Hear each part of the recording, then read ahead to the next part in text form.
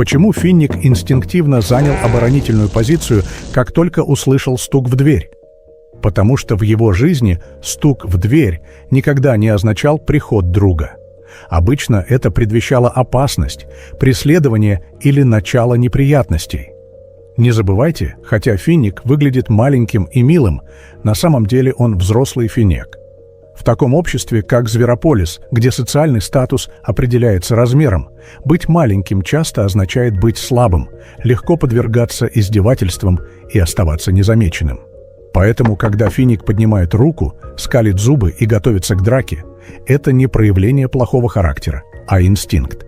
Еще интереснее то, что он редко открывается другим, но Ник – исключение. Причина не в том, что он искренне любит приключения и зарабатывание денег, а в том, что Ник – один из немногих, кто видит дальше его размера, понимает его боль и не относится к нему как к слабаку.